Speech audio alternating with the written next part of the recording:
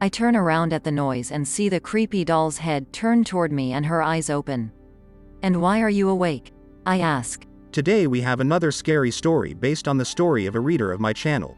We've all often read about the supernatural powers of toys. We've all read about creepy dolls that walk through the house at night and scare their owners, or we've read about spirits possessing inanimate objects. Well, I didn't think that I would experience the most horrible moments in my bedroom, all thanks to a toy that I had inadvertently borrowed from a relative. It went like this. My mother's cousin passed away. She was an old and odd woman. Close to her did not communicate with her, so all the trouble fell on us. We also had to vacate her apartment. We gave something away, threw something away. I kept a little doll for myself, dressed in a white dress. Then I also noticed that, for some unknown reason, the doll was tied with a black shawl, just like babushkas. The contrast of white and black gave the doll a sinister shade. But even though I love mysticism, I didn't think it could affect me. So I was not frightened by such a strange outfit. I put the doll on the windowsill in my bedroom, and let it look out the window at the world. I do not know how much time has passed. But now it seems to me that the supernatural began the first night the doll was in the house. I began to wake up often at night from the noise of incomprehensible. I opened my eyes and the curtain was moving. My curtain is thick, because the light from the sign from the street directly to the window. It turns out the window is kind of illuminated, and the shadows from the objects on the windowsill are vaguely, but visible on the fabric.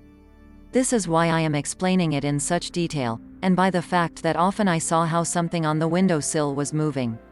But I did not pay attention to it for a long time. My cat liked to sleep there often. I thought it was him. And then one night a flower fell in a pot from the windowsill and broke. I just jumped up from the noise. I scolded the cat, threw out the trash, and went to bed. A week later, another one fell. I took the third one off the windowsill and put it somewhere else. Then I looked at the doll, which was sitting in the corner, and the thought occurred to me that she was the only one left here, as if she had cleared a place for herself on the windowsill. There was a big thunderstorm on that terrible night. I think, perhaps, that was the cause of the events that followed. The rain was drumming outside the window, flashes of lightning, thunder. But I woke up to another noise. And the sound is coming from the windowsill. Once again I thought it was the cat, but I saw it lying on my feet. He never climbed on the windowsill during a thunderstorm. But in another flash of lightning, I saw a moving shadow on the curtain fabric. That's when I got sick, and my legs went numb. And then there was a thunderclap that made the dishes in the cupboard rattle. I've read a lot about that.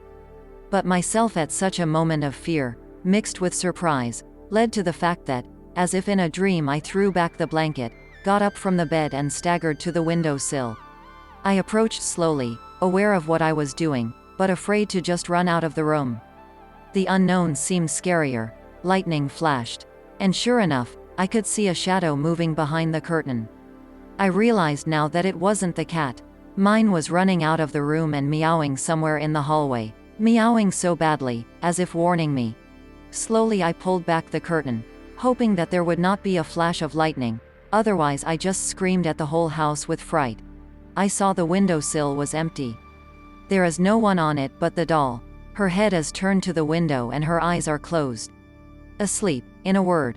I breathed a sigh of relief. So I was imagining things. Though I knew for sure it wasn't. But my brain was ready to cling to any possibility of rational explanation.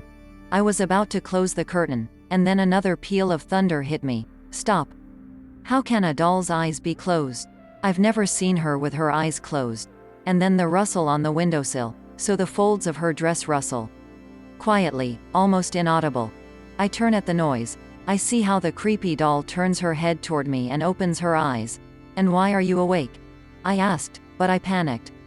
I think if she speaks now, I will run out of the apartment with a scream, and I will scream in hysterics for a very long time. And like a jinx.